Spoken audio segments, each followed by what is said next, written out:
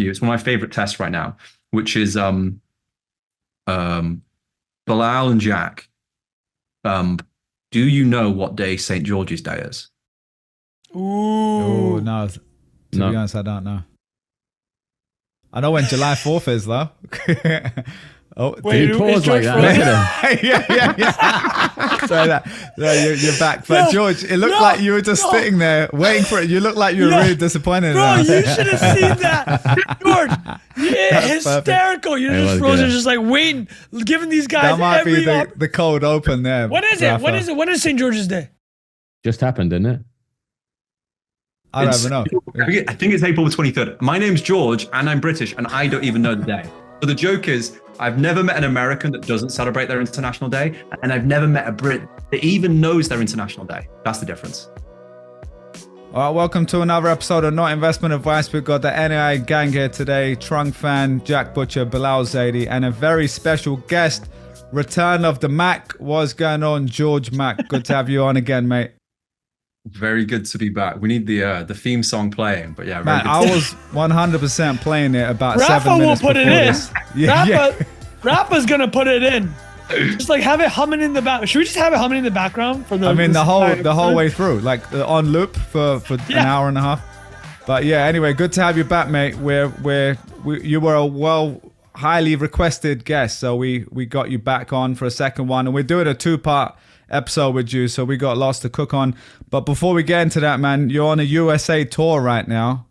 It's like lads on tour, but USA vibes. You're going to be linking up with Jack, I think, in Nashville. You guys are doing the country circuit, I heard. So what's the vibes like so far this trip, man?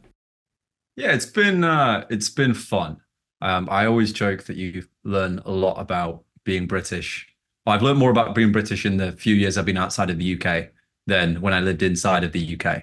I'm sure Jack and Bilal have felt similar things, but particularly America. Like I have this joke that America, or meeting Americans, is like meeting, basically like finding out my dad had a kid with another woman. And we're like, we're kind of the same, but we're kind of different.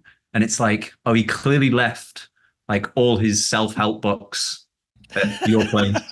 And guns. But the Adderall and the guns and the prescription stuff. And it's like, huh. And weirdly, Trung, I think you Canadians are kind of like a mixed breed of Brits and Americans as well. So it's a strange thing of being so similar, yet so different in some regards. Yeah, I love that, man. Well, I have to ask you guys, are you looking for the Hawk Tuah girl? I mean, is there a Hawk Tuah vibe right now? She's out and about in Nashville. She's taken. Well, I think we can talk about this because this is relevant to NIA. We've got a meme in a week to come too. But she has stretched this meme. Like I cannot believe this thing's still going.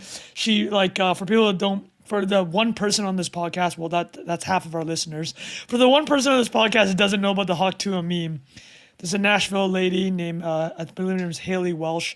She went on one of those YouTube man on the street interview shows, and she was joshing around, and the guy says, "What makes a man go wild in bed?" And she does the Tuah sound, spit on that thing, which is like that meme lasted on the timeline for a surprising amount of time, as we talked about last week. It's like last 72 hours, but now. She met up with Shaq Diesel. Like she was brought on stage for Zach Brown's concert, and she did the Barstool. She did the Barstool interview. So I got to ask you guys, or is there some Hawk Tuah vibes going on in Nashville right now, Jack? I wouldn't know. Yeah, I love the way he points at Jack, and Jack's like, "What are you trying to stitch me up for here? What are you talking about?" I think that was a Broadway interview, though. I mean, we'll have to get down there and get George inducted into the George, Broadway. you have to Broadway do every fame. single interview with somebody poking a mic in front of your face, man, and you never know. You could have your moment. George, it could change your life, mate, you know? As I start banging on about Charlie Munger's favorite cash flow conversion, I'll get it very well. That'll get super viral. Yeah. Oh my God, incredible. All right, and also, George, I know you're a big football fan. You did freestyle football for a while. Have you been watching Euros? Have you been watching it while you're going through the States? I've been watching quite a bit.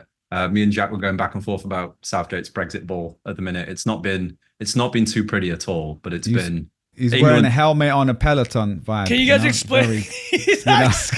Can you guys explain this joke for a non-football listener? Hold on. What does that mean? Brexit ball, like Brexit. I mean, it's now a recurring joke in the UK, right? Of like the most like British way of doing things, or like the guy on the left British way of doing things, and it's just very much lump it long, Sam Allardyce style football. Big Sam vibes, yeah.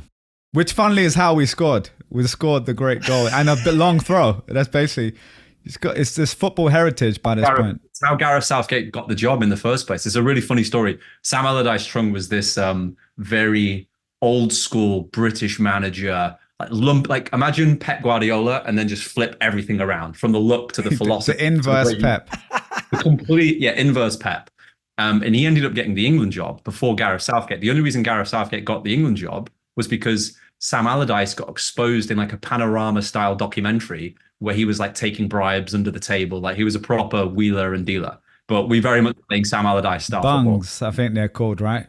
Wait, so like when you say Bilal made a joke, he said being on your Peloton. No, he's very Peloton. No, so he's very conservative. Like it's just the most boring football. He's very defensive. A lot of people would say he's got like a lot of talent and he's not making the most of it. He's a bit defensive, and as soon as you go 1-0 up, he's like trying to defend it out and stuff like that. But I'm being a little harsh. I mean, we're through to the quarterfinals, and you guys hopefully get a chance to watch it together. So I was shown something. I'm curious, you guys, the football fans here, to opine on it. The Germany's coach is he notorious for like fucking sticking his fingers in his ass and smelling it? Like that was the old guy, I think. That's because there was a meme that came out. Low or something. It put me. It was like. It was a meme of him watching the Euros, and he had his fingers near his face, but he didn't sniff it. And the caption just goes, "Every atom of this guy's body is just trying to stop him from smelling his fingers right now." Anyways, I don't know, man. I found that funny. I don't know if that was funny for you guys. That was no. I mean, was a very good that's meme. a classic meme. Yeah. I mean, look, we're talking about it now. I was going to save this for the second part, but we're talking about memes already. Obviously, it's NIA. George, you've got this idea. You're going to be writing about it. That you don't think meme is a good meme, and you like the word sticky ideas. So, you want to tell us a little bit about that, because I think that's quite interesting point. Yeah, essentially the idea I realized was I would go around, because I'd spend way too much time online. I'd go around talking about memes to people in the kind of Richard Dawkins meme sense of the word. And then people would be like, going, "What the fuck are you on about?" They wouldn't even realize what I was saying. I go, "Oh, okay." The irony is that meme itself, an idea which is defined as an idea that spreads, is actually a bad idea that spreads because it causes confusion, because people think it's like a funny image. So I was trying to think of what's actually a better placeholder than the word meme. And I think sticky ideas is probably a better one. And essentially what a meme is, or let's call it a sticky idea so we don't have the confusion, is essentially an idea that spreads. So for every person that it touches, it spreads to another person. So Trung mentioned the hop tour thing at the start, like a fantastic sticky idea. And I think that essentially the sticky idea form. Yeah, this is too easy. Sorry, but you're saying sticky idea about this. Come on. No one thought it. Sorry. Jack looks disgusted that I even stopped it for this. Jack's like, "Guys, come on, man. My family's here. What are you doing?" Celia's listening right now, and I'm sorry, Celia, but sorry, George, I had to say it. Go on. You had to call me out on that one. But it's essentially the formula for a sticky idea is the total amount of emotion caused multiplied by how shareable it is. So the greater A and B are, the stickier the idea. And the more complexity, therefore, that you add, the harder it is for it to spread. So like one of two great sticky ideas, make America great again.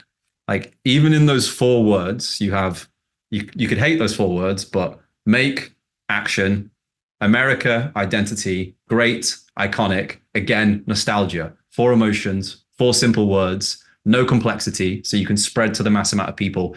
And it's even an acronym, MAGA. So it's like there's so many different layers to it. Y Combinator has a very similar one of make something people want.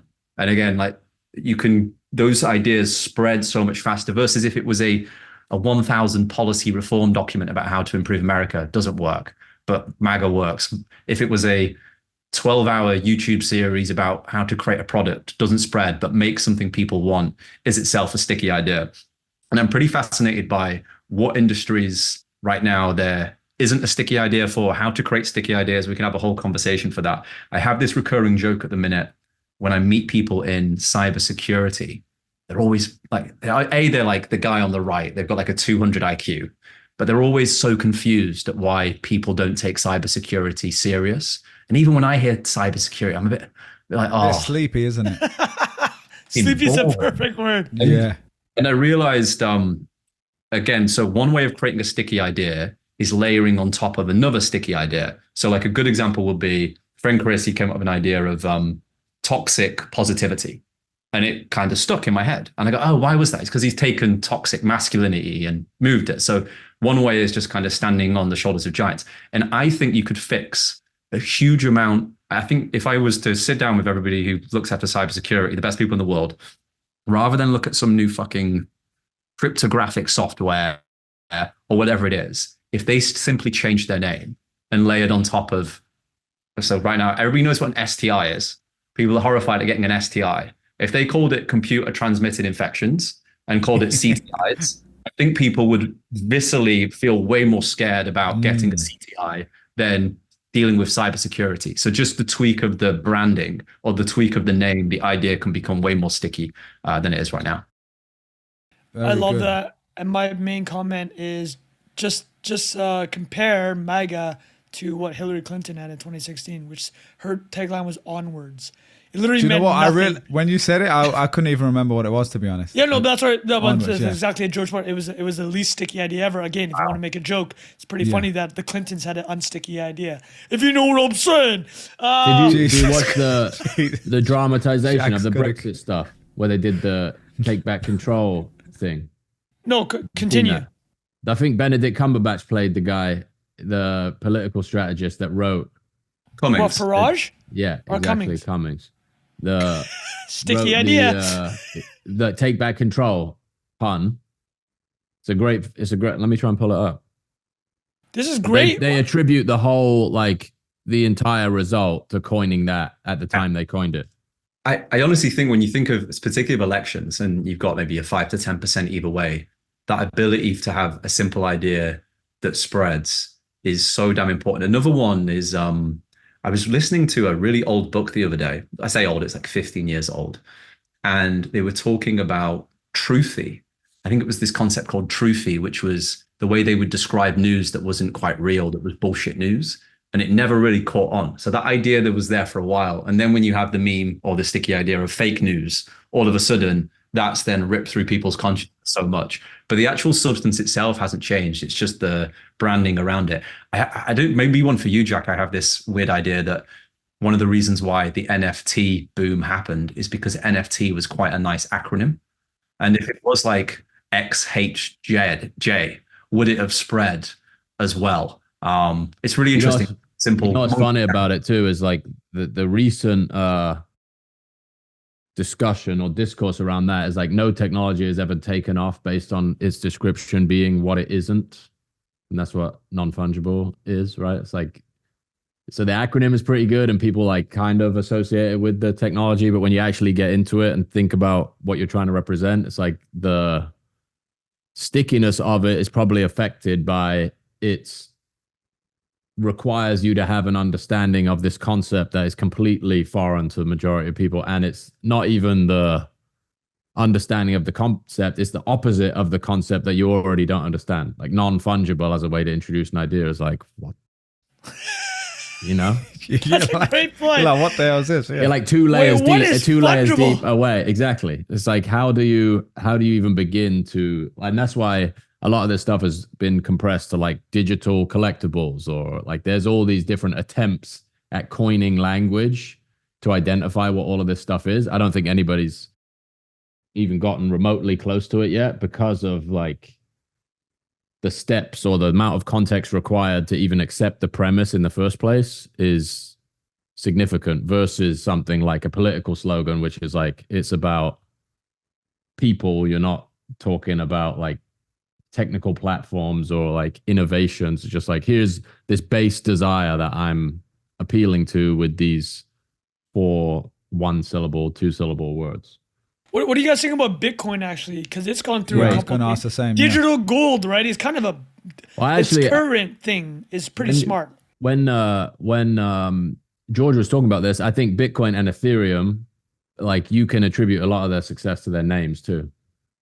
Like Continue. Ethereum sounds like this currency you're going to use in the future, right? Sounds like something out of like June or some like sci-fi novel. It's like, oh, I'm trading in Ethereum. Bitcoin is obviously like, I think maybe it's just an incredibly simple, like bit is something that you associate with digital or computers or whatever else. And obviously coin is a well understood terminology. And you have all of these other projects that have just, the name is such a massive barrier. And I think in technology, a lot of people actually have the opposite or given the opposite advice, right? Where it's like try and get product market fit for your thing, then worry about brand and name and stuff. I think that's like really awful advice. Because if the name itself doesn't imply the functionality of the thing, you've already lost, right? So it's so difficult to convince people if it's a mouthful to say, if it's like doesn't roll off the tongue. And we talked about this in the context of people too, like Harry Styles being a massive pop star, like that people rename themselves when they start to produce music at scale or a stage name or whatever else. The same concept, right? It's like certain names have this connotation, even if it's not quantifiable, that this person is like here to perform rather than, I don't know, I don't want to single out any specific type of name, but there's plenty of uninspiring, like Philip something on the, what I'm thinking of. Just like these, like, Philip Foden, is that what you're thinking of? Sorry. No, I can't even remember what name I'm thinking of, but like the idea that I don't know, they're simple, but they're also different. I think there's like this really hard balance to strike in there where being simple is not ordinary, right? There's it rolls off the tongue. Strange contrast. Can I throw a curveball like to Joe Bowden George? is like Giorgio Bowden. I was going down the Philip route, but then I thought like Sam Smith. Remember that was like another huge. singer or whatever. Yeah, there's plenty of like simple names. It's maybe the more complex names that are the issue. To be honest. Yes. I have some questions for the branding experts here, George and Jack. ChatGPT is the worst name in the history of mankind. Yes, it's the fastest software product, 100 million users. Talk us through this. Walk us through how this is the exception to the rule, or is that the whole point? This is like the only thing that's so badly named, or am I wrong? Well, I think OpenAI is like you can't evaluate it without OpenAI as the umbrella or the precursor to it, because I think that got a lot of people familiar with the story, and then they could have called the product basically anything. I don't know if it's a bad name now because people do use it, right? People actually, because they're the first mover, it's kind of become synonymous in the same way as like Hoover was, right? You know, in the UK, you don't call it a vacuum cleaner, you call it a Hoover. And Hoover isn't the word Hoover like the? It's got like these things that there was something I remember we talked about before. There's like a sound. It's that, but it's also, I guess it's also it being early or first, or like it arrived at a point where people are trying to like attach a categorization to something. And like the technical description of ChatGPT is, what is it? Large language, user interface to a large language model. In a weird way, ChatGPT is shorthand, right? Yeah, I would say ChatGPT, it's not great, but I wouldn't necessarily say it's bad because chat's good. Like the chat is good because it does describe exactly how, like chat roulette. Yeah, that's the internet of chat. Jesus Christ, yeah, that's true. GPT, it goes back to my thing about NFT. It sounds quite nice. Like it's like NBA, UFC. If it was chat ZXY, that's quite. And I honestly think that alone could have halved the market cap. But like the simplicity of how that sounds, because we are at the end of the day just monkeys making sounds with our mouths, and how nice the sound sounds, the better. GPT is not bad at all. Yeah. Yeah. So, and it kind of sounds smart. It kind of sounds sophisticated without being too complicated. Like my thing with the sticky ideas is essentially you'd invert it. And so if you want to figure out how to create a sticky idea, try and figure out how not to. And essentially my list would be you'd use like words that people don't understand. Chat, people still do understand that level. And the GPT just sounds like, oh, some kind of bit of tech. You'd make it boring. So like a super intellectual LLM boring debacle, which it has managed to avoid. And it had failed the book cover test. So book cover test is if they see the cover of it, do they have a rough idea what it's about? It at least has chat in its name. So I agree with you, Trong. It's not a 10 out of a 10 name, but it's certainly not a 0 out of 10 name either. You know what? Now, well, let's do this and let's walk through the other ones. Gemini means nothing. No. Claude means nothing. Llama Well, also Claude, they're means trying to do nothing, the but like it's a Ask play on- Jeeves thing, right? Yeah, Like, yeah. I that's- was gonna say, I don't What do you mean? mind Claude, to be honest. Oh, like Claude? yeah, like like a Claude, like a character, butler? like you're speaking to, like a butler, or you're Okay. speaking to someone. I guess. I think that's the what they're Oh, attempting okay, you to guys do with convinced that. me. Yeah. ChatGPT is actually not bad. Now that the smart people have explained to me what's going on here, it's way better than the alternatives. I also think there's a Grok bit is of. actually a good name. Grok's a good I think name. there's a little like, as a outcome-based consumer analysis product. too. I'll be honest. Like just Sure. taking the other side to make the discussion reasonable. I do generally agree. I think it's actually not a bad name. But the other side would be name is made, right? Like McDonald's, you could argue, is that a genius name or not? Like McDonald's could be a random place that you're like, oh, there's a McDonald's in, Portsmouth, but like no one ever heard of it and it never grew to what McDonald's is. But you guys can convince me otherwise. So I'm kind of in the boat of you can have a really bad name that does damage, but you can make a name whatever you want it to be, as long as it's not like a terrible name. Like that's where I've normally netted out. But then on the flip side, there's the high end ones where Harry Styles just slaps or Bowden just Hey, works. by the way, You know what Bilal, I mean? did I tell you there was a kebab shop down the road from my student house in Cardiff called McDonald's? Oh my! No way. Okay, that's genius. That's a little So mimetic very good. leverage. Wait, here, right there. here's a That's good one for you guys. brilliant. I got you one were, for this you one. were holding that in from it. I could see the grin coming. And he I had got it one for you tucked guys. away. I want some review on this. Now we're talking about kebab. The best new restaurant in Vancouver. It's not like a high-end place. It's not particularly good, but it's called Donair, dude. Yeah. The Don Bro, Air. I remember you telling us I this. buy so much Donair, dude. I'm like, you got me the alliteration. Sorry. This is so. I remember you talked about Don Air before, and Jack and I were cracking up for like 27 minutes. But also Peloton. You know what I mean? Peloton is also a pretty good name in that regard. That's a great name. All right, well. Best Wait, one. George, sticky ideas. So you gave us mega, not Yeah. political advice, apolitical statement here, people. Give us your Hall of Fame. Start throwing us some other ones that you're just like, because I know you got lists, man. I've seen your shit, man. You just got lists. I'm sure you have a note in your phone right now, just like awesome names. It's like ranked alphabetically. So just tell us what else is on the Mount Rushmore. Yeah, I am a massive virgin trunk. So I would say there's like, I mean, the I'd say the Mount Rushmore would be, and it's obvious, but it's only when you really think it out loud how good it is. It would be Apple. So you've got iPod, iPad, iMac, AirPod, Vision. Even Vision Pro is pretty good. Magic Mouse, this bad boy here. Magic Keyboard, this bad boy here. All pretty fucking. It's magic. It just disappeared when you threw it up on the screen. Oh, there we go. It's real. So What I'd about say- Apple Intelligence, George? Ooh. pretty good because you've got the AI angle. I did like that because then you've got the acronym that they're playing on. Apple Intelligence by itself isn't as good, but then you've got the AI side. I think that's pretty good. I think Sean Puri had this great thing of you can probably tell a sticky idea by it has to be a simple emotional reaction. So OMG, wow, lol, haha, no, yes, LFG. And I've always had this thing when designing ads that you can tell if an ad's good based off the facial expression test. And I think that's kind of the same with a sticky idea as well. So like that Hawk tour, I imagine if you looked at all videos that week and then you had this algorithm that could see everyone's facial expression change as they see a video, that video probably called the most amount of facial expression changes, which is why it spread as wide as it could.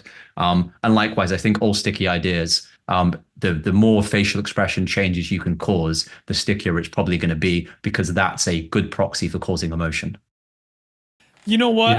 You know, So go ahead, Jack. I'm going to take. I was just going to say one thing that I always reference when talking about this was like Nassim Taleb's book titles. Like some of the best, like the most dense writing you can imagine, but the titles are so Fooled by good. Randomness, The Black Swan. Yeah, Anti-Fragile, and you've coined these like incredible like vehicles or containers for this massive amount of information. And then I think it was called the Inserto, Which is uncertainty, right? It means the series of books. Well, the different, like, yeah, there's like, there are different examples or metaphors for each of those things within the book, like over the course of 300 or 400 pages. But even being able to read a book and then associate it with a word or two words, it's like, it almost I say almost, I think it makes the book that much more effective, because you carry all the information with that like zipped like the Black Swan. You just say Black Swan, people get it. Oh, it's a Black Swan event, yeah, and that compresses and transfers all of his you ideas. used it in the same. You're either zipping it or unzipping it, right? When you read that for the first time in the context of like a financial market, you're like, "What's a Black Swan?" Then you go and look it up, and then that's another person that's like compressed it all and can communicate that with that 3-word.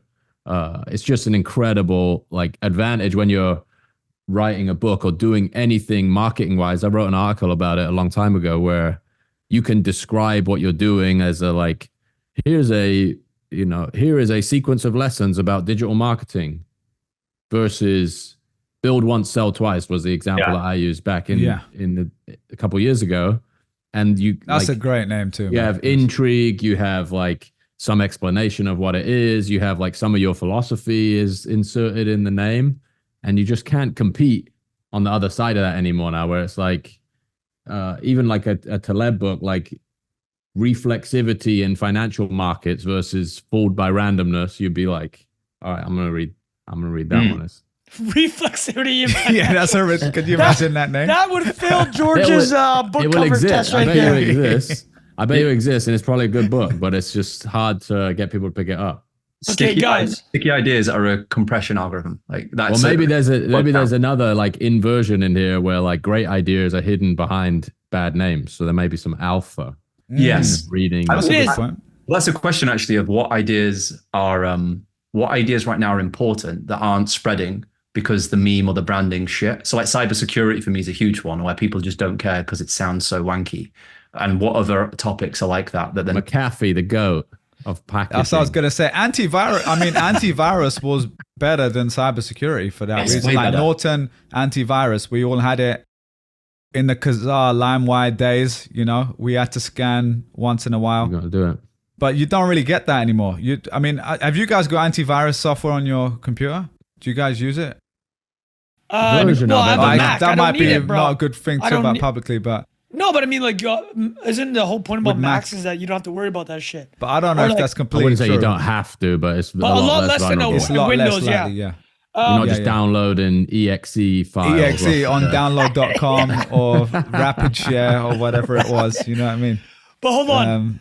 I used to have a nice little part-time job just going around running a little, like, what do they call it? Malware, or like back in the day where it's just like people would browse the internet and just get their computer. Well, you'd run it for them.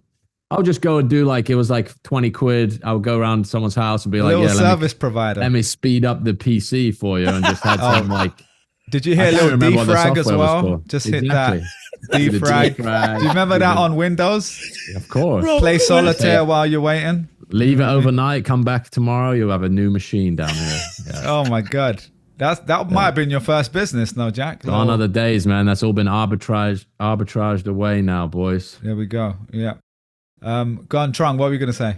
No, I know this wasn't on the itinerary, but we got to do it. We got to talk about the debate, but I'm blaming George because he brought it up. He brought up MAGA. Sticky ideas. I want to talk about this in a very apolitical sense. I want to reference, did you guys read Epsilon Theory's article that came out yesterday? No. Ben Hunt, Epsilon Theory. And we're going to attack this debate question in the most apolitical manner possible. It's going to be about the Emperor's No Clothes angle, as in the whole thrust of this article. So, are you guys familiar with Ben Hunt and the idea of consensus making and epsilon theory? So he's a finance dude. He writes a lot about how humans come to ideas, and his whole bit about this debate was built on something he wrote during the Harvey Weinstein incident. So let me frame it for you guys, and then I'm gonna ask you a couple questions about the debate. So you guys remember the Harvey Weinstein thing? It blew up like kind of overnight, right? Ronan Farrow wrote an article for the New Yorker, and that kind of just fully exposed all of Harvey Weinstein's negative doings. But the whole point was that in Hollywood, people have known this for decades. Like since the mid 90s, everyone knew Harvey Weinstein was a dog. Everyone knew he was doing some sketchy shit with female talent, and no one really cared. And people that did care weren't willing to risk their careers because he was a kingmaker. Many such cases about this in many industries, right? But how is it that everyone for 2 decades knew and nothing really happened to this individual, but then overnight it just completely changed? And there was like a coordinating mechanism, right? Which is kind of this article. And Ben Hunt's whole point is that he writes, the reason that there's the kings in medieval times, or say 15th, 16th century European society, the reason that coronations were done in public and executions were done in public wasn't necessarily for those moments. It's so that everybody knew that everybody knew that everybody knew, right? It's a coordinating mechanism. So this Ronan Farrow article, for example, was, we know that 50 million people read this article. Now we know that everybody knows that Harvey Weinstein's a dog, so we can actually just pull the rug under him and it's over, right? And then this Biden situation on Thursday, again, not political, but anybody with a brain watch this would be like, okay, anybody that has a grandpa or parent looked at this and knew immediately what they were seeing. Somebody in significant cognitive decline, even from 3-4. Honestly, look at his debate in 2020. He was still quite energetic, making gaffes, but total sea change. Or even right? the next day. Did you see the next day thing? Yeah, the next comparison where it was like during the daytime. But he had a teleprompter, right? He had a teleprompter in daytime. But the whole Maybe point he is didn't that have like as much a cold. I don't know how much. Yeah. But the night before, it was everyone at on this left age, and right could see. you have good days, bad days, and awful days. Exactly. When you're younger like us, I mean, we can still have bad days, but you're gonna have I'm way bad more. after 9 p.m. too. Yeah. I'll be honest. Like Yeah, if I had fair to do a enough. debate at that time, I'd be probably worse. So yeah, I know what you're So saying. I'll finish with this. I'll throw it to you guys, but his whole point is that was the maximum coordinating mechanism. Everyone kind of knew, and even if you didn't know, it was just so obvious. And now you know everybody else knows, right? So that's why the next day, every major publication that had either been defending Biden or saying that anything going after his cognitive decline was just a right-wing conspiracy, they all flipped. Every opinion article from New York Times is like, he needs to step down. The New York Times editorial board says, oh yeah, he needs to go. The New Yorker, David Remnick, wrote an article, Biden should step down. Everyone that knew Biden for decades and even on his side, they're like, it's clear that he's not fit to be president for the next 4 years, let alone the next 6 months, really. So I'd like your guys' thoughts on just the reaction to that. Let's keep it a little bit more apolitical, but that sense of this was it was a moment, right? Like Bob Woodward, who who did the Pentagon Papers and did Watergate, he said this was like a political H-bomb. This is a moment you will never forget. So let's throw it to our guest first. I'm sure you have a lot of thoughts on this. George, your thoughts on everything you just said and just your reaction to the debate in general. It's funny as you were mentioning the debate, I was going to say, the Rishi Sunak debate. And it's quite interesting that the Question time. UK election is like the opposite of the fascinating what you described then, like the Emperor's Clothes thing of everybody watched it, therefore now everybody knows everybody's watched it, therefore we have an impact. Whereas the UK debates right now are the opposite. Nobody's watching it, and everyone's telling nobody's watching it, and nobody has an opinion at all. I think with the US one, I watched parts of it. It's interesting.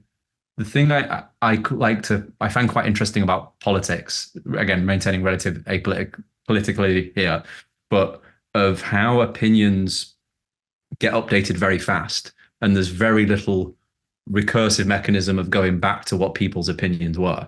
I do think we're going to head towards some kind of like Balaji future where your previous opinions were on chain. And it's like, oh, so you're giving this new opinion on this war, but we can see on chain here what you said about Iraq, and we can see on chain here what you said about ABC.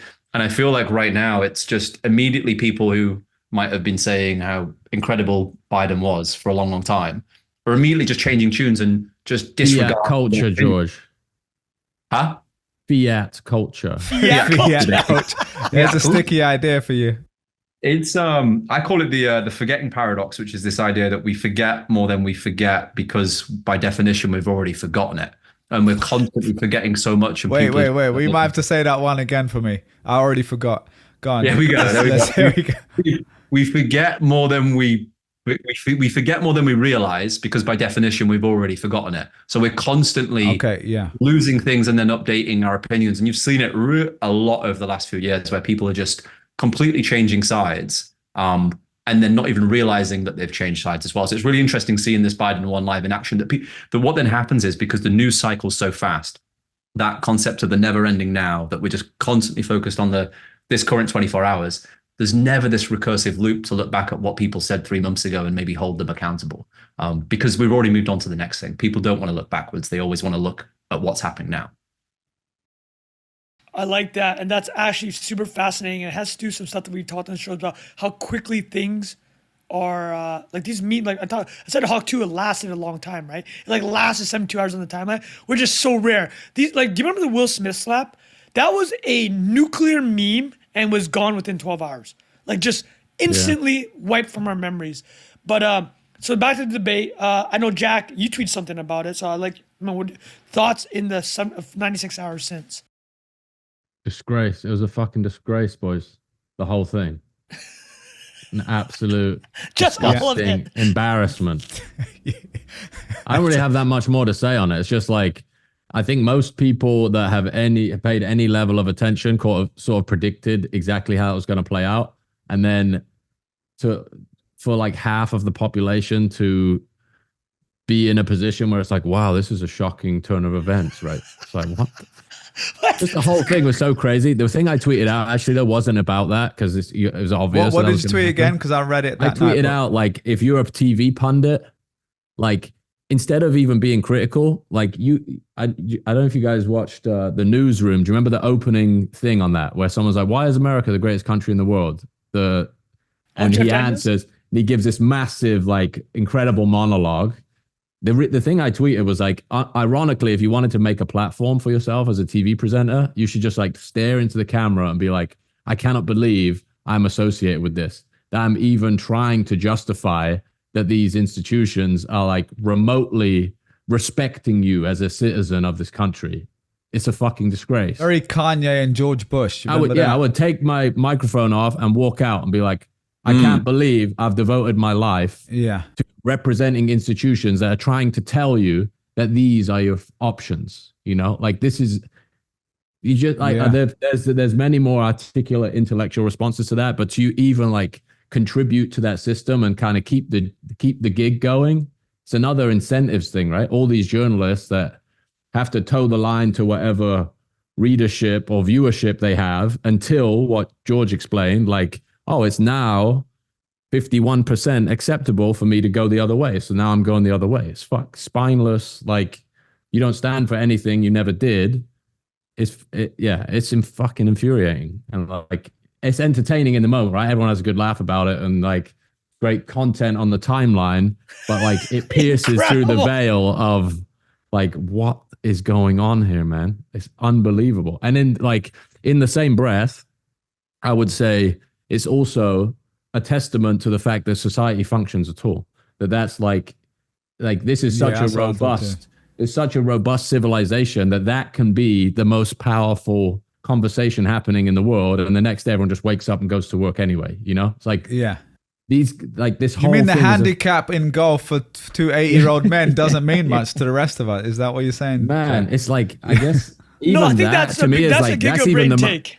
In a way, that's like the most honest component of it. Them arguing about the golf stuff. All the other shit is like the rest was everything. Complete The golf is the most authentic and real version of that whole thing. Because the fact they were like, "Oh, I've even offered to play with you." You're like, "Wait a minute, the whole thing." Can you do the whole thing with that? It'd be more real than anything else that they're talking about. A golf off for the presidency. Yeah, you're right, man. No, I just want to say that was a giga brain.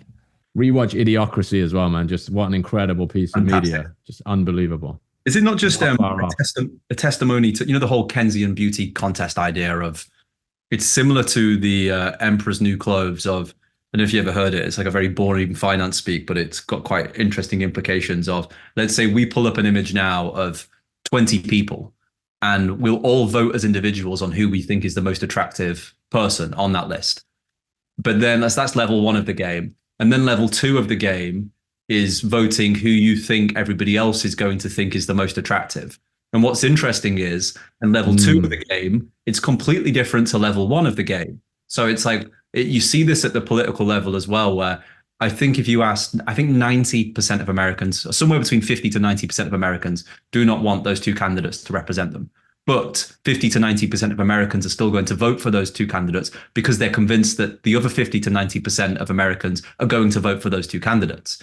There was a moment with the in the UK elections when Nick Clegg a few years ago was getting steam in the polls, and he was on par, I think it was Miliband and maybe Cameron at the time. But when it actually came down to it, nobody voted for him because people were convinced other people weren't going to vote for him. So it's interesting, Trung, to loop it back round to what you said at the start then of The Emperor's New Clothes is you need that moment for people wanting to vote for another party. And similarities between the UK and the US, both I don't think have had a third party outside of Labour, Conservative, Republic or Democrat in over about 120 years. And I'm convinced it's particularly now, it's not because people don't want to vote that. It's this weird Keynesian beauty contest that they're convinced that nobody else will want it that creates this self-fulfilling fucking loop.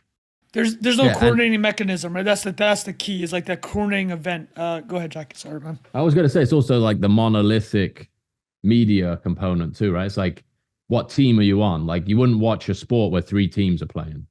Yeah, it'd be shit. It wouldn't make any sense. It's like that, like it just scales into that. And I've always been fascinated by this idea of like 40, like these elections are won by 1 percentage point or 2%. It's like, how is that the case? It's like some like biological principle at a certain scale where it's like you would imagine there'd be a landslide in either direction at some point in history, right? But the way it's played is like it's always at the margins of. There's a couple like seasoned political commentators that are like, this will still be a tight race. No matter what happens on like candidates getting swapped out or whatever happens, it will still be tight. And anybody who doesn't think it's tight is just at the like edge of the story all the time, looking at like these 2,000 word pieces of analysis versus like how many people have like genuinely changed their set of beliefs over the last 4 years. Very few. I just wanted to do we'll just do one meme before we can probably boogie off into this next topic. But this one made me absolutely cry. Oh, God. Yeah. For the listeners, this is during the debate. Dylan, and man, it goes, look at that face, The grin. it was well. right Yeah, after Andrew Heaton tweets, breaking, Gavin Newsom hospitalized for 3-hour erection.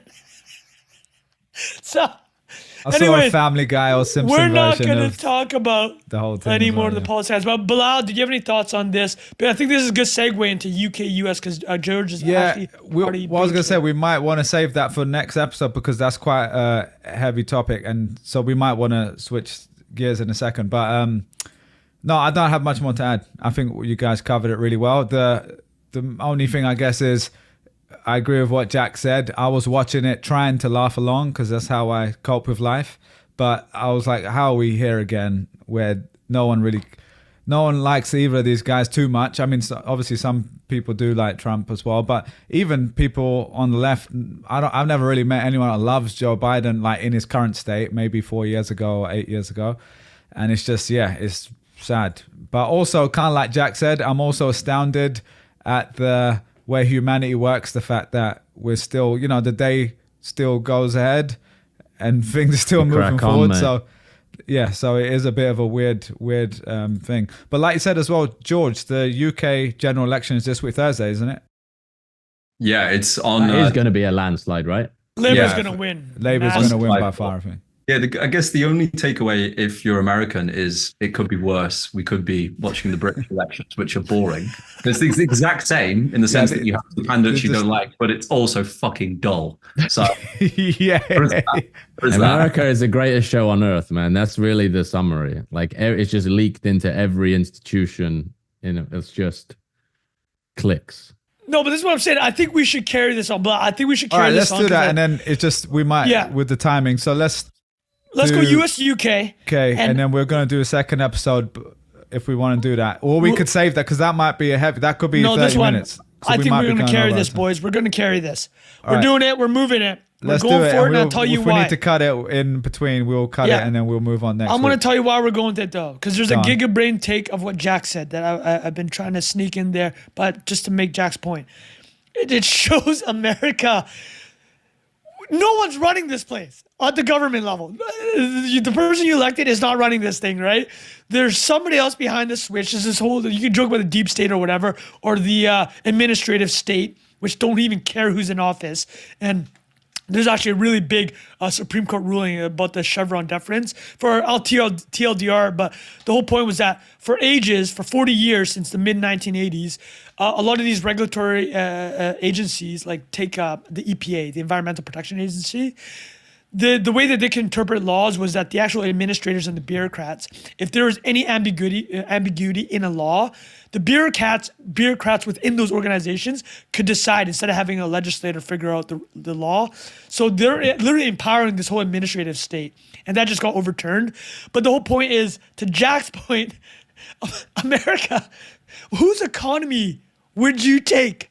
Seeing this disaster taking place at the top political level. Let me throw it to tee off George here.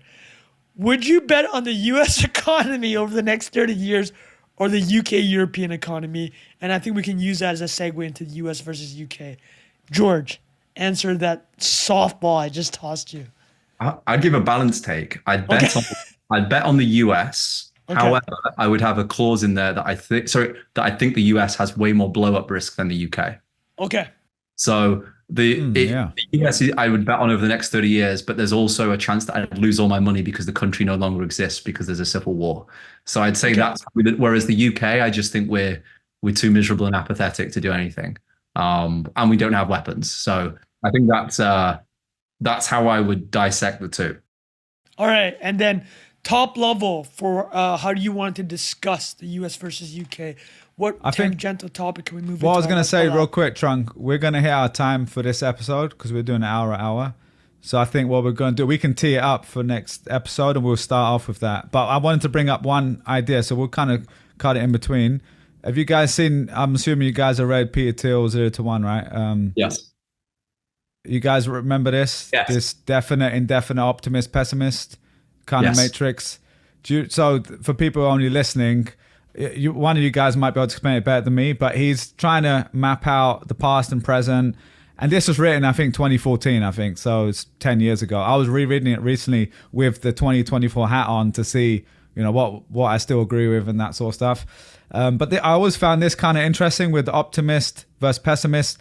And then the definite, indefinite. Definite is basically saying we have a plan. And indefinite is I don't really have a plan. And optimist, pessimist, we kind of know. So he puts in the upper left quadrant, definite and optimist, United States, 1950, 1960. Indefinite, optimist is now. So United States, present. Pessimist is China. And he's been saying that pessimist is definite. So they have a plan, but they're pessimists. And Europe is both. It's indefinite. And so they don't have a plan and they're pessimists, is his opinion, which I just thought was a pretty funny summary. I'm just curious to get your guys' take on that before we go into, because there's like lots of stuff to talk about on the other part. Yeah, I weirdly prefer that. It's a beautiful graph. I prefer it when you swap out, for the listeners, it's probably easy to understand, where you have optimism, pessimism, and then you have low agency and high agency, because definite, indefinite, it's much easier that way. Yeah, that word's a bit confusing. The US still has a lot more, I think, agency over its situation. I do go back to that having a state-led model does seem fundamentally better, in the sense that in the US, if you want to get into entertainment, you go to LA, typically. If you wanted to get into finance, typically you'd go to New York. Politics, Washington, technology, San Francisco, Country music. country music, Nashville. Nashville. If you want a hawk tuck, you got to get all the way to Nashville. There you go, baby. If you want to do that in the UK, entertainment, London, finance, London, politics, London, like London, London, London, everything. Like somebody put out that tweet recently that the UK is the sixth largest economy in the world, and somebody like quote tweeted it that went super viral and go, no, London is the sixth largest economy in the world with a very poor country attached to it.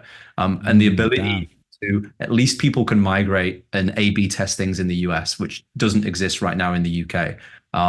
That's a fundamental difference. There was one word I was reading this William James pragmatism book. It's like hundreds of years old. And they had this beautiful line in there where he's debating optimism versus pessimism and what's the best philosophy to have. And there's this word that I've never heard before called mellorism, which is the belief that the world can be made better via human action.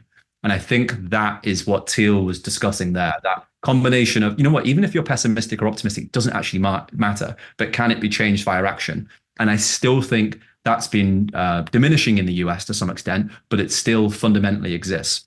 And the self-belief that people have in America is still significantly different. I have this like bit of a joke that I find it quite strange that the funniest people in the world, in my opinion, are British, but stand-up comedy is completely dominated by Americans. And like, why is that? And I actually think the thing that makes Brits so funny is our crabs in a bucket mentality of like myself, Jack, Bilal at school, like getting the piss taken out of us by other people. You've developed that sense of humor, but that same crabs in a bucket mentality that made us so funny means that it's ridiculous concept to get on stage because your mates would take the piss out of you because you think you're a funny guy. And so I always joke like there's a Dave Chappelle right now, but he's at a pub in Wigan, or there's a Bill Burr right now, but he's at Weatherspoons in Scarborough, and he's never on stage. And There's I think 10 of them in every Weatherspoons, man. yes, but that there is that fucking national pride. That national pride about America is even like you go around and there's flags everywhere. Like I'm at a Hilton hotel right now, and there's a huge US flag outside. And I was joking to my British friend. I go, imagine if you was at a Premier Inn and there's just a gigantic St. George's flag. Travel lodge, you know. It would never happen. It's such a significant difference. Yeah. No, that's a good point. Definitely a good point. Even Jon Stewart was ranting about the debate. I saw that. And at the end of his speech, he concluded like, this is America. Like, how can this happen? We're supposed to be the best country on earth. And even that statement, even the most patriotic Brit wouldn't make that statement. And here's a little view. It's one of my favorite tests right now, which is Bilal and Jack. Do you know what day St. George's Day is? Oh, no. To be honest, I don't know. I know when July 4th is, though.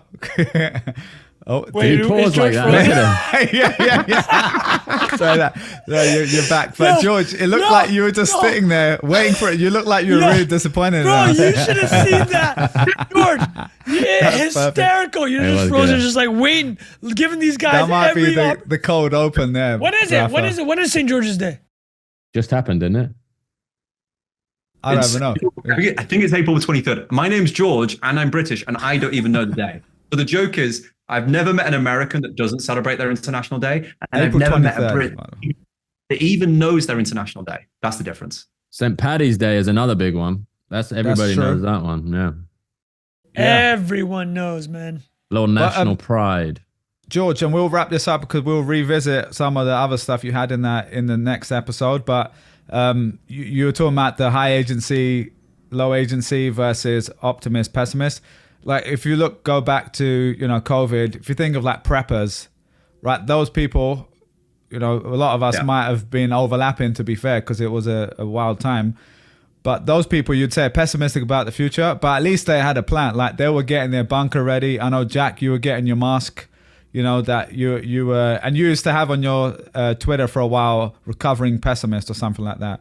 I was on the Balaji tweets in January, boys. I was like, it's over.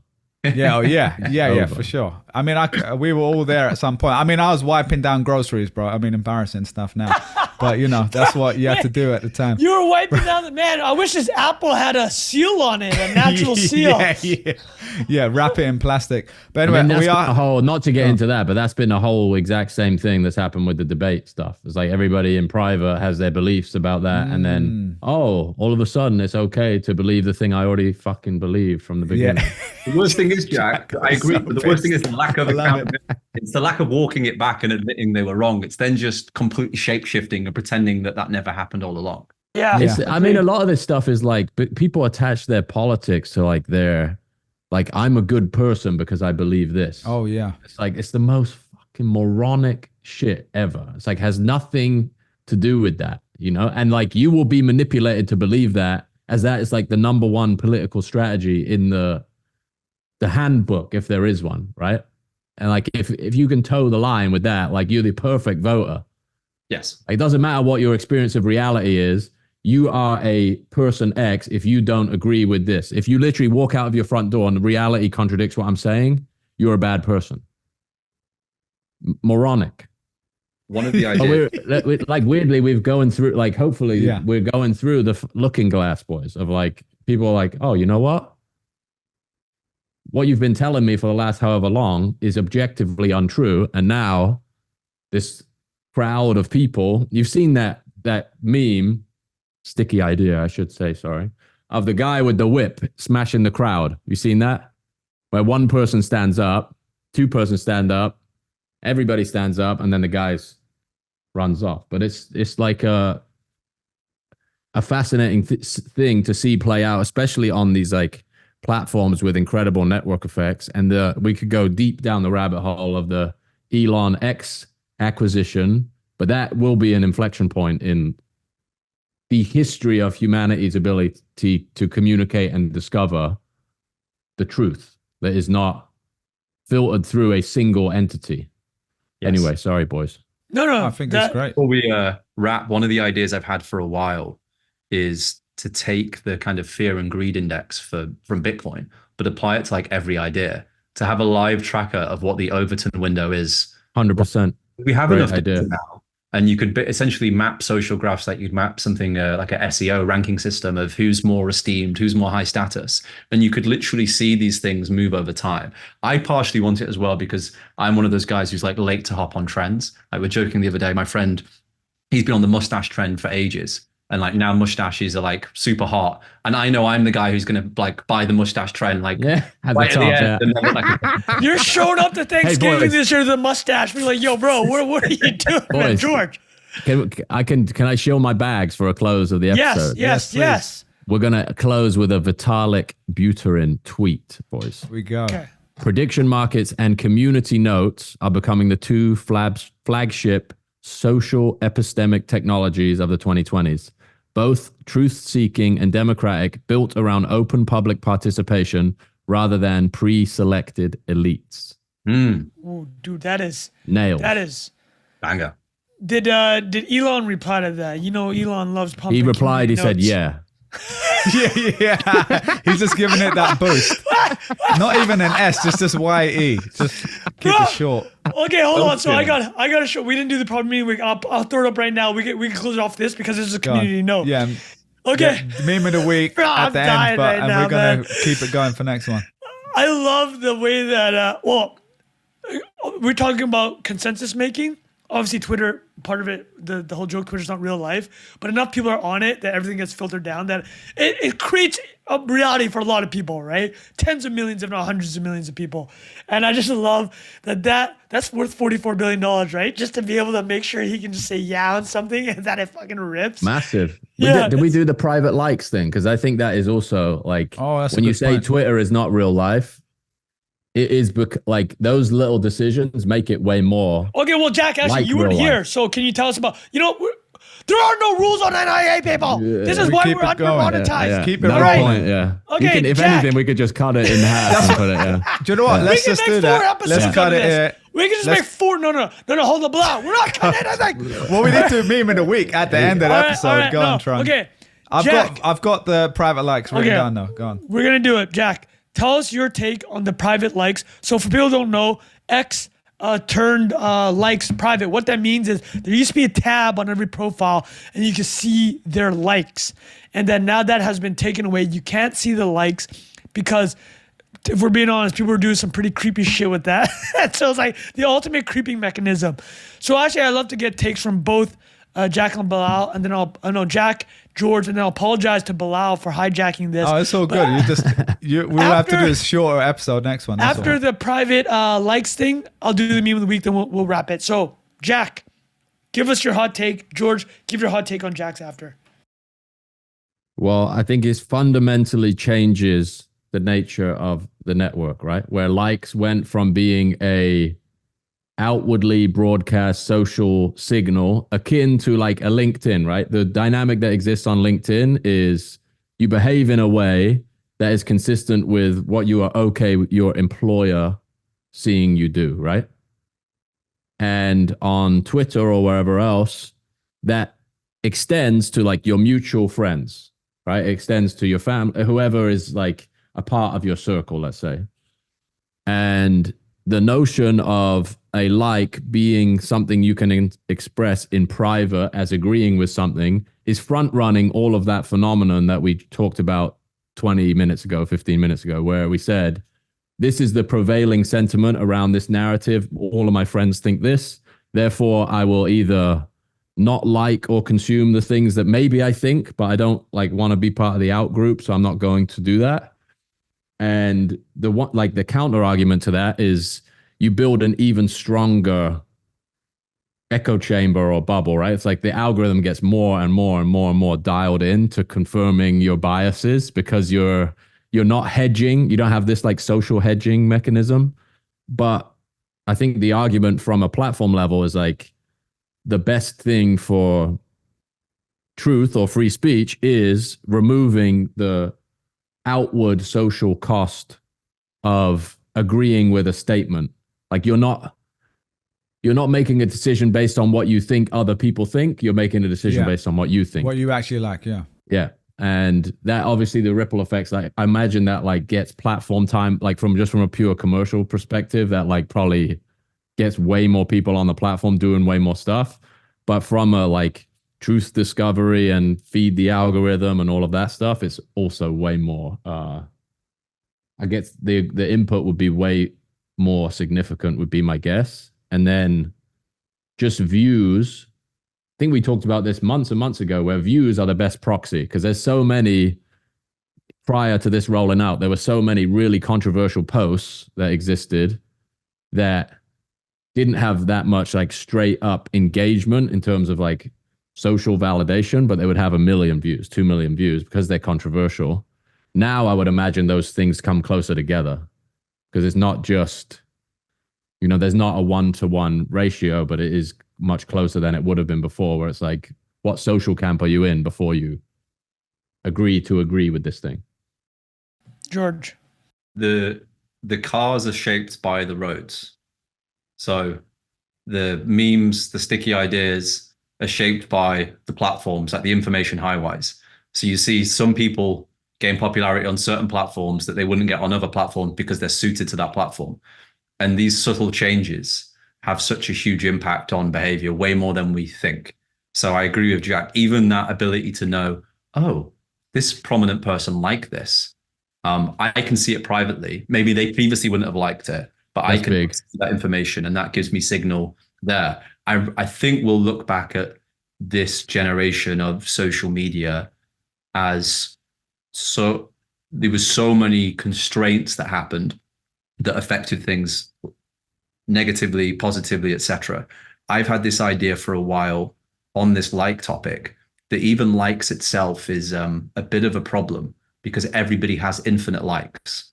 And you guys have probably seen this as content creators where you've posted something out there and it's got 3 million views that you spent no time on and you thought, it wasn't that good, but whatever, people like it. And then something you've spent weeks creating, you post out there and it's just crickets, but a few friends of yours DM you and go, wow, that's the best thing I've ever read. And it's like, I know, Trung, you've spoke about this before about Twitter's video game metrics and the impact it then has on what people produce. And I think all these platforms have this point. And me as a creator with time, I'm trying to optimize more and more for depth metrics than width metrics. But it's quite hard right now because the dashboard is so optimized for these width metrics, but not optimized for these depth metrics. So I've kind of got to go off vibes. And I think like one of the easiest things they could do is to introduce like a golden like idea. So the golden like would be you only have one golden like per week, and you use it for the best piece of content you've seen. Because right now likes are so interchangeable in themselves. And you've seen going from public likes to private likes, the impact that can have. And if you then have some kind of Tinder super like feature, I would love to create content that optimizes purely for that. And then the next level would be my algorithm can be optimized purely for that. So I'm just getting the golden like content versus, because I find right now, Twitter is kind of like swimming through sewage looking for gold. And I get gold, but I'm often covered in shit. It's like the end of Shawshank. I think we he got swam another code through open here. 400 meters of shit to freedom. And but hold on, okay, I'll wrap Talking this of in a which, bow. I think we should do the meme in a week. Okay, people sorry, been Bilal. swimming for a while. Let's get All to the right, goal. so here we go. No, and then we will move on because I want to make sure George might have stuff after. I want to make sure he gets. So here we go. This is actually legitimately the funniest community note I've ever seen in my life, and the way it was constructed. So for people who don't know, Hawk Tua was interviewed by Barstool, as mentioned earlier, and a conservative Twitter account clipped something she said in that 13-minute interview. The Barstool interviewee asked her if she would Hawk Tua DJT, and she said no. And she took that to mean that she would not vote for DJT. And then here it goes. Because she said that's a no for me. So if you've not seen the full clip, you might have thought she was saying I don't like Trump. Starts with Bill Ackman. You're wondering why is billionaire hedge fund manager Bill Ackman here? Well, I'll get to that. Bill Ackman writes, if you're wondering why I'm posting so much, I am on vacation. X is how I relax, which is an insane thing to say. Yeah, that's a but wild that's what way Nadu to said. relax. Okay. So next is the Twitter account, Laura Loomer. I think she's a big conservative personality, wrote, watch the degenerate Hawk Tua girl whose real name is Auntie Welsh is anti-Trump. She said no from me when asked about Trump. She thought she was asking about whether or not she would vote for him. And then sure enough, Bill Ackman on vacation, relaxing, unwinding, writes, Laura, you got this one wrong. That was not the question she was asked, and I don't think you can determine her politics from this clip. You might want to review again. Sure enough, she watches it, and she says, I stand corrected, Bill Ackman. Upon further reviews, it turns out that she was only talking about whether she performed fellatio on President Trump. And this is not expressed her political views. And then they freaking community noted, dude. They add... I mean, that is the entire X experience. Yeah, that's the good, the bad, the ugly. That is everything. A guy that shouldn't be on X because he's on vacation. He's commenting on an attractive young girl's tweet about Hawk Tuaing the President of the United States, and the community notes comes in from the top rope. That's the entire experience. And then Trung Phan screenshots them and gets and his then Elon dopamine hit tweets too. it, and I get the dopamine hits. That's and the full Elon Twitter gets to pump. X experience. Look what Elon gets to pump out of that. He gets to pump one of the most influential hedge fund managers saying that he uses X as his vacation unwinder. And then he gets to pump community notes. That was a perfectly engineered sticky idea from front to back, everybody involved. We'll wrap it with that. Sorry for hijacking that blog, but we got to get right to the next episode. George, that was great. But let's keep the conversation going for next week's episode. Yeah. We're going to continue talking about UK versus USA. But also, we got to get down to the Oasis breakdown. That's been requested by a few people. And so we got some good nostalgic vibes for you guys in a minute. So we'll see you guys next week. Thanks for being here. Appreciate you. See you on the next one.